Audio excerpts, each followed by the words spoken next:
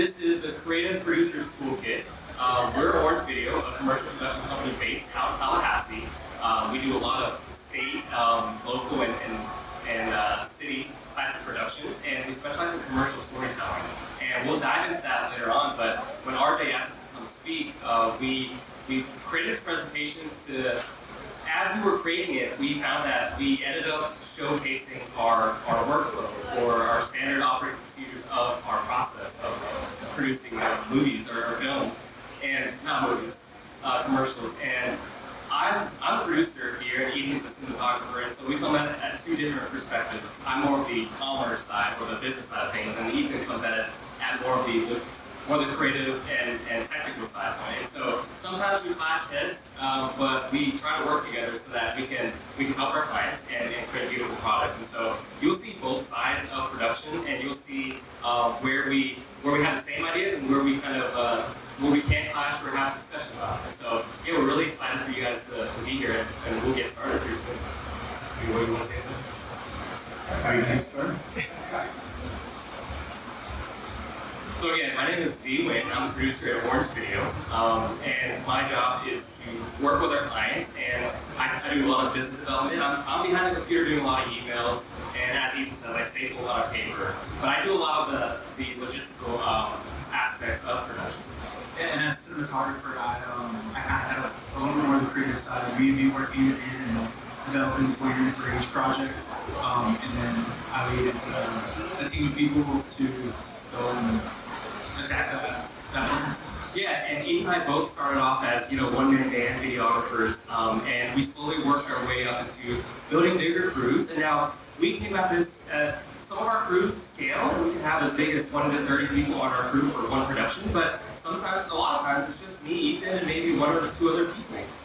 And so we scale up or scale down as necessary, and it's all budget determined, right? And so each project has to be looked at in a different way, and we want to make sure we honor everybody's budgets, and so we can kind of run the gamut. We both have experience and have been exposed to bigger sets, and so we take large-scale production ideas and concepts and make sure we follow that even in small-scale production. And so we'll kind of dive into that. And so when we talk about some of these concepts, don't be overwhelmed by it. We use a lot of these concepts in small-scale production because a lot of our projects are on we have a lot of small ones too, and so it runs the gamut. Like I said, Orange Video started in 2023. We opened up shop, and Ethan and I, we have a little office off of Capitol Circle near Red Eye Coffee. We call that home base. Before we worked out of our home offices, we FaceTime each other, and all of the gear was spread across our home garages, and so it got a little messy. When we started Orange Video officially, we decided to be in this space where we all can work together and collaborate, and it's streamlined our entire process. So the biggest thing with any project is the management of it, right? And so the next slide, we'll talk about the actual workflow of each of the processes. And this, like I said, each project is different, but we kind of follow these same guidelines across the for every project so that we can maintain consistency across each of our different projects. And so we'll start off, it goes in order, 1 through 10, but the first one is someone reaches out with us with a project or a problem, as we call it, and it's our job to come up with a solution. So the solution is in the form of a bid or proposal. So yes, there's an estimate that we attach to it, but I also make sure that we include the solution to their problem. The problem could be, hey, I need more people coming to our door. Maybe it's a restaurant. Maybe maybe they need to recruit and get more people to work with them. So we might figure out what the problem is, and we provide a solution. After they accept the diet, we secure deposits, and we begin pre-production. One thing we learned early on is we don't start the project until we get everything signed, right? And so as a creator, you want to protect yourselves. And we tell a lot of people that starting off, always get it in writing. Because people can say things all they want, but you got to get it in writing so that you can keep yourself safe. And we tell people, creators all the time, big or small, doesn't matter how, $250, small project, get that in writing. You never want to be out of that money. Once we get that project rolling, we get the logistical side of things, right? We crew up. If the project requires more people, we reach out to our network of people. We rent equipment that's specific to that project. If we're traveling, we book it. And then there's talent, we cast them. We recently shot a project. We have a talent in the crowd right now, Max. Hi, Max. He's one of the talents for our last project, so we were able to work with him last time. More documents. call sheets, production schedules, we'll show that. And then we get into the shoot day. And after the shoot day, I hand everything off to Eve. Yeah, so after the shoot, that's kind of like where everything's just getting started.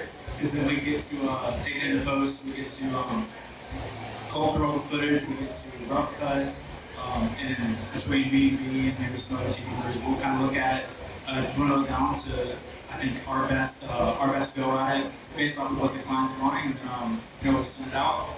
For that, we'll color it all, get it ready, get audio mix, send it out, and then we can start the process of revisions, and we whittle it down to kind of the final product. And when we're doing the estimate proposal phase, each one of these items are a milestone. There's a date to it, right? So we keep ourselves accountable, and we check in with our clients to make sure we hit all these milestones. And so that's just like the tip of the iceberg, but if we follow this formula, we stay consistent and provide consistent service for our clients. I'll touch briefly about this. I'm a really big nerd when it comes to project management. We use Notion. A lot of people maybe use different. Does anybody else use project management software out there? Which one do you use? Notion, you use Notion? You like it too? There's Monday.com, there's Asana, there's Trello, there's so many different kinds. We use Notion because it's so customizable and we keep everything on track with that. So I won't dive deep into it. It's just more so to say use some type of project management software to keep track of it. If you want to talk about the documents and those production. Yeah, kind of go along with Notion. There's just so many documents that go along with planning production between, I mean, of course, just initial emails, but client stipulations, I guess, per project to get it started. And then once it gets kicked off, you have obviously lots of things to plan. This is an example of a kind of a call sheet where it lists like all the crew, schedule. I think important phone numbers, if you can read that there, just like lines. And then like map if we're not somewhere where we're used to being, if we have that just so that everyone can be on the same page where we're going. Our biggest thing is keeping everybody up to date. Everybody we work with, from client to crew to talent, keeping them updated with those documents all along the path so that everybody stays to know. The worst kind of text is where do I go, what time do we have to be there. We try to lay that out early on and consistently. We always check in with everybody involved. Okay, logistics. Logistics of creative projects. So these are kind of a few nitty-gritty items that kind of go into each of our projects. The first one is permission. Permission to shoot somewhere. So if you guys have ever filmed something or was asked to film something somewhere, the biggest thing is, can I film there? And when you first start video production or videography, you can go out there and just steal a shot anywhere, right? You go to the local park or you go to anywhere and you just grab a shot. No one says anything, but when you have a crew of like 20 and you roll up with a brick truck and you roll up with a lot of equipment and you need to close out a road, you need to ask for permission. It's very important. Or the police will come and talk to you or somebody else. And so our first thing will be when we decide to shoot somewhere is I need to go and talk and get permits. And so along the way, as we talk, we'll just kind of drop little nuggets that we hope is helpful. We can talk a lot about this stuff, but talk to your city's film commissioner. That's where we start. So if you ever go to a city you don't or are not familiar with, we'll talk to the film commissioner and see who do we talk to beyond you to get permission to film here. And there's sometimes a stipulation where you got to pay a certain fee, or you may make a donation to a certain cause. We've done that too, just make donations and we can film at a certain place. So permission is very important. And I would say it's not so important when the shot isn't as important, but when you have a client that is expecting to film there and you have a crew, it's better to have that permission. It's better to have that permission than not, and it gets shut down and then you're out of the shot. So permission is very important.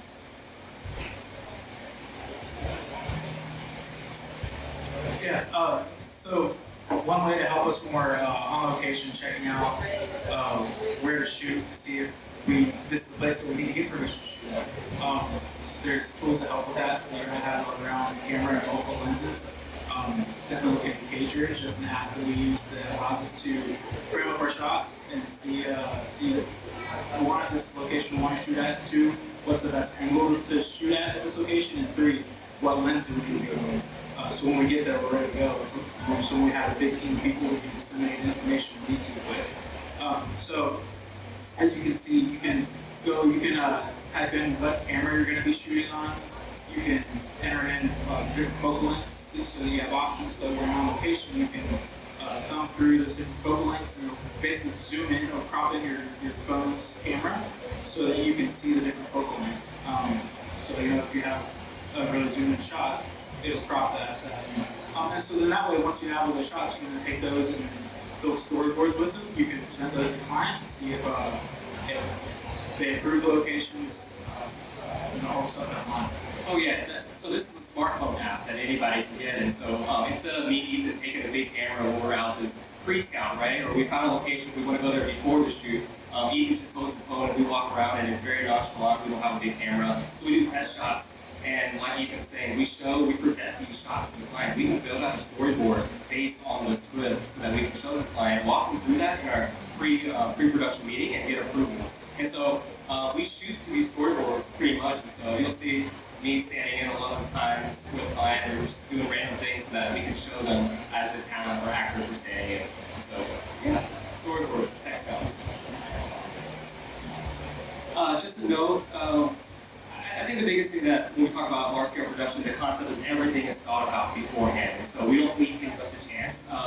When we talk about wardrobe, what people are wearing, if we're featuring people on camera, either paid actors or real people, sometimes we go to real businesses and there's employees, we still check about wardrobe because we try to avoid any type of logos or any stripes or anything that will cause bad things to happen on camera. So we get wardrobe pre-approved.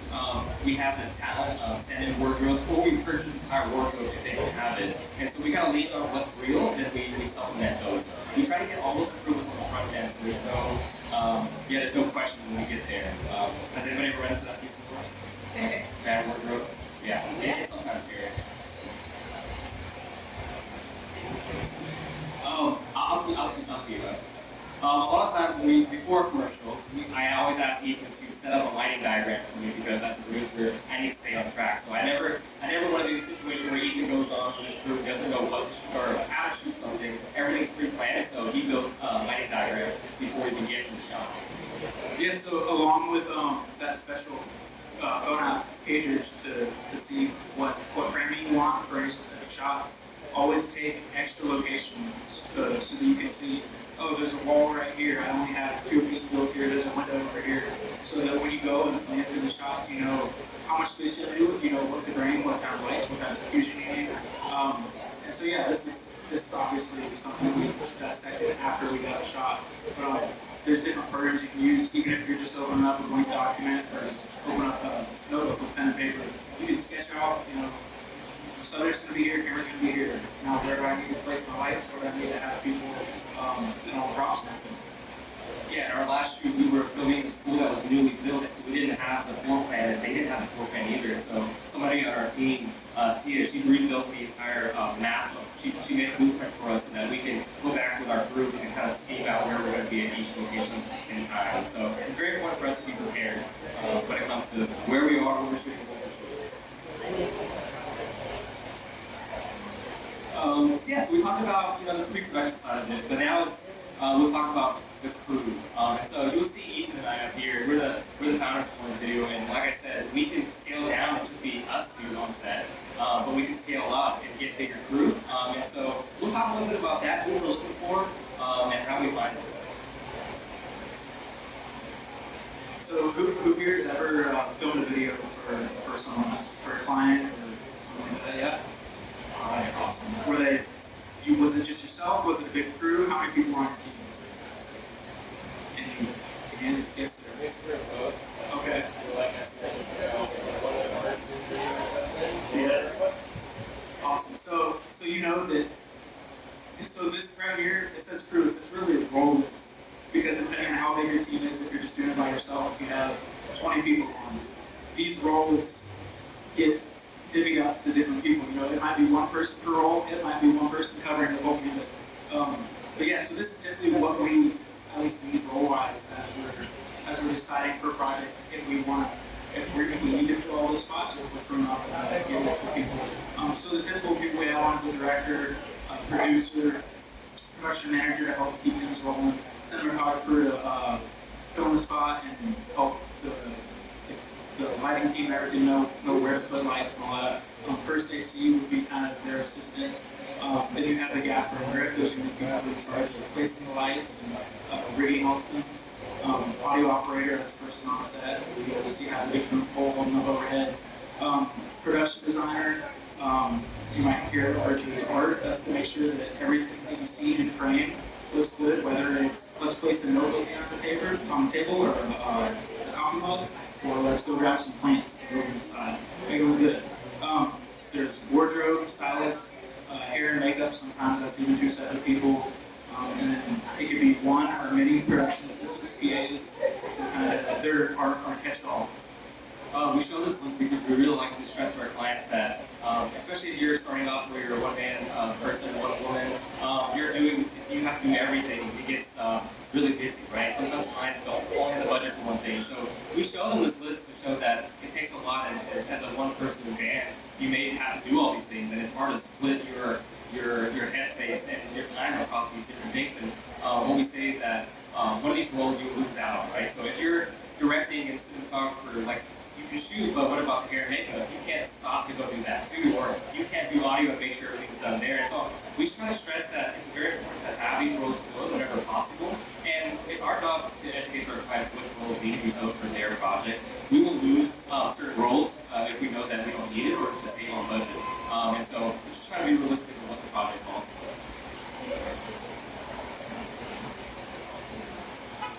for. Okay, another way to find just to say, I think maybe as you find yourself getting started, you don't need to scope yourself out of a project where you need to find 20 people to jump on through with you. Take up a project that's doable with just you, or just you and a friend or someone. Find someone else possibly in the industry that knows what they're doing, how to handle some of these situations. And if you can find one good person, tap them to find other good people to manage, because there's a good chance that they have another circle there that they can also tap on some other people to grow your career size, to grow your network. Orange Video started off with Ethan reaching out to me and us having a lunch together. We started Orange Video that way. So it's just a referrals and networks, and we find a lot of our good members aren't just referrals. So good people know other good people, and so we try to build off of that. And like Ethan said, don't feel like you have to get a bunch of people. Just start with one other person, a few other people, because it's hard being by yourself sometimes. It's good to have someone, at least one of the persons kind of bounce ideas off, or to tell you that what you're doing is good or bad sometimes. Or better. I was getting there.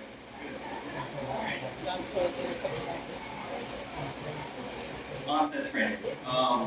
We try to be mentors to people a lot. We talk to a lot of students. This is kind of new to us, talking to other creators and professionals. We talk to a lot of students. Our biggest thing is we talk at universities and high schools, and we try to just make sure other people get exposure to it. As we didn't get that when we were growing up, so we were hoping that we can be that for someone else. Because we find that all it takes is someone talking about this profession or this role, and being able to expose them to that, to kind of help pave that path.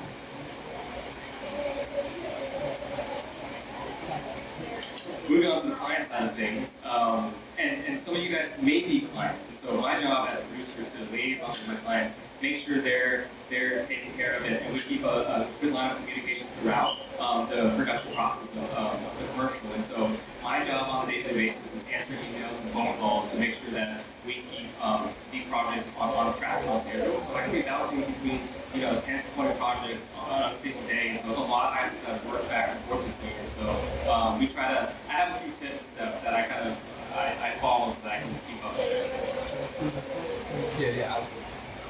Proactive timeline management. So everybody, we talk about timeline management, but the proactive part is important. I think the biggest thing is reach out to them before they reach out to you. And so when the milestone's approaching, I'll reach out to them and just remind them to say, hey, we're 2 days out from delivery date of the video, just letting you know we're on track. And so it keeps your clients really happy, and there's a peace of mind with it. And so we try to be very proactive with how we communicate with people. Consistent check-ins. I think kind of goes off that I check in a lot.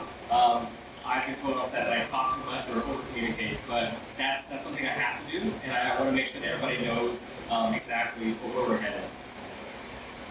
Fostering a welcome partnership. I think when we were early on in the career, we were a little, you could be a little worried when you're creating content that is subjective of that, will they like the end product? And so as we get further along this commercial concept, or this commercial company, we find that there's no room for hiding behind this end product. And eventually they're going to see it, and so we have to get on the front side of it, and everything gets approved on the front end. There's never let's present something at the end and hopefully they like it.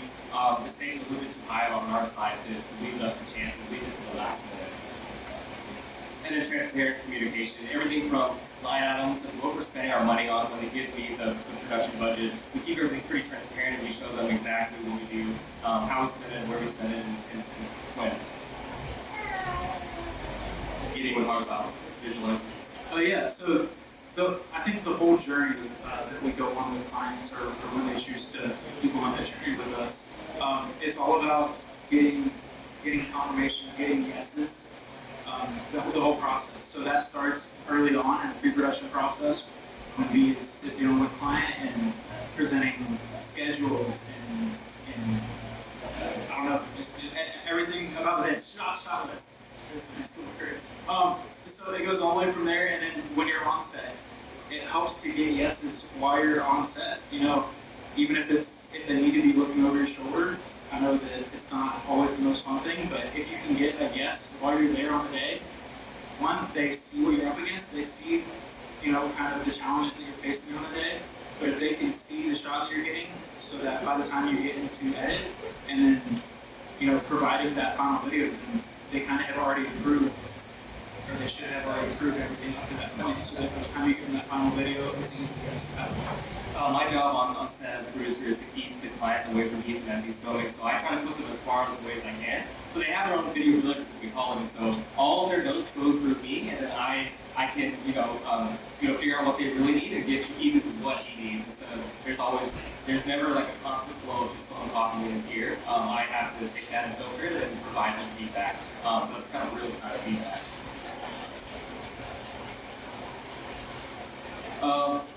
We're in a creative industry, as you know, and so this goes out without saying, but we really try to push the creative boundaries. And so Orange Video was founded and is still growing by pushing creative boundaries and to taking a smaller budget and making it bigger. And so there's a lot of times where clients come up with a problem that, you know, may take a lot of money to come up with a solution, but we find workarounds. I think Ethan's a really handy person, and he's really good at VFX. He's learned it through YouTube Academy, and he's learned how to be. We're both really great when it comes to stretching the budget, and so I think pushing creative boundaries is really important every single day. Yeah, that goes hand in hand with this whole dream base. It's kind of a good cop, bad cop when we're planning these projects, because you will present an idea to me, and usually my first question is how big is the budget, or how big is the crew, how much time do we have. So I like to go and plan big.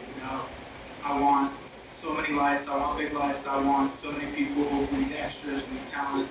I kind of go through and give item by item my ideal setup, and then we can come in the back end after we come back and forth. We can come in and kind of rein me in and bring me down to like a realistic level, or at least realistic. I have the crush on dreams a lot. Yeah, he does crush dreams. And so yeah, there's I don't know if this is a segue over here, but into the new technology and stuff in the field of video. I'm sure everyone has seen green screen or blue screens in BTS movies or fun things like that. But the kind of the new age things, actually, this is a perfect example of it. Is virtual backdrops and LED videos. This is while this is very big, this is relatively small compared to in LA and big markets. There's very large LED walls, as they call it. It's these massive scale where there can be tons of people in front of it. There can be giant props in front of it, vehicles and spaceships and ships and all that. But so what that does is basically like a green screen. All that post work that's on the green screen is done on the front end with animations and stuff, so that way the actors are actually able to act based off of their environment instead of having to imagine those things there. There's other things, of course. AI is one of the big buzzwords, but yeah, there's there's AI tools now on the video editing software and Premiere and eventually there's all which is really and even to go as far as utilize AI tools that are also in still programs, in Photoshop. You can export a frame, manipulate it however you need, and bring it back into your video program software and track those over the moving frames. So that way you're able to do things that might not be movie specific. And of course, there's also things like camera control and remote dollies and all that fun stuff that are all together. All I have to say, technology is just like the tip of the spear. You don't need all the technology. I think we're in a day and age where your phone is just as powerful now, and so we kind of there's a gamut of production nowadays where you can get a lot of stuff you need on a phone or a smaller camera, and so that's just to say all this technology is attainable and very affordable. I remember starting off where cameras weren't affordable and we had to buy tape, and it wasn't as easy as digital. Whereas digital now we can just fly through this media and we can keep buying storage hard drives at really affordable prices. So it's really affordable to break into really good technology. Okay, we can skip this slide. Our time on playing down here just We'll skip these slides. We'll keep going. We'll keep going past this too. We'll leave you guys on a few different notes of just fostering a collaborative environment. When we have crew, we have talent, we have clients, we really try to foster that creativity and that partnership. We always ask people how they feel on things, or make sure everybody's heard. I think it's important for us to check in before the shoot day. For every shoot, we have a full booklet of what goes into that shoot that we go through our clients with. And so it's a roadmap to success, we call it. And so we make sure that we go through that to make sure there's no red flags and there's nothing nothing that they don't know about.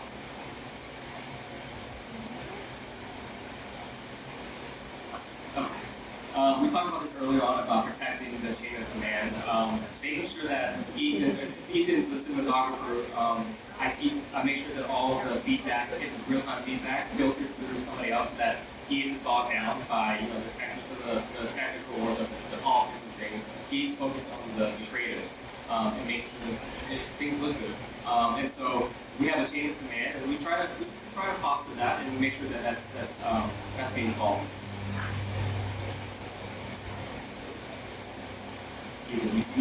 Yeah, one thing that we've implemented recently is doing some crew surveys at the end of the shoots. We'll email out or text out a link from our crew, because it can be large crews. We can have 10, 20 people on crew. So one of the ways that we always continue to try and grow is that we check in with our crew. These are anonymous surveys. It can be as simple as, what's one thing we could have done better on set? How and that can be, were the meals okay? Should we do better next time? What's something went great? What's something that did good? So good. We're just continually trying to kind of move forward and grow. I think that's a bit I'll leave it out on my own. Okay, cool. We'd love to take some questions and hopefully answer some. I know there's a lot for us to talk about, but we'd love to take some questions if you have any. Not sure if this is good for the guy. I'd love to hear what you said. How you think about that. That's good. I think the main page we like to work with is Trello based. If you see, I forgot what it's called, the Kanban board. And so everything lives on the life of the Kanban board. And so as soon as we get the inquiry of the project, it starts on the left side, and then we start developing the proposal. Then it moves over, and then we get the green light. And then we start production, and then it's post-production, and then VFX, and then payment pending, and then it gets archived, and then the final project is completed. So the life of our project, each project goes along that board. And so keeping up with it is the hard part. We hired our first designer recently, Tia. Our job is to make sure that board is taken care of. So that's our main board. Yeah, that's very service level. He's not going into in depth. The actual project pages I think change daily, because he is I feel like half of his job is going in and developing new ways to utilize the Notion and help our business. Yes,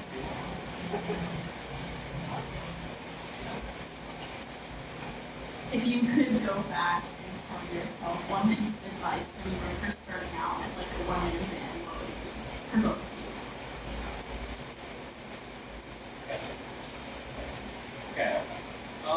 That's a really good question. I think going back to the one person that does everything, I think it's good to learn everything and fail early. I see. I mean, you work with us now. I think early on, we kind of pushed you to go out there and fail, do your own projects, and not rely on a big crew or have that other people doing something for you. To put your hands on everything and learn.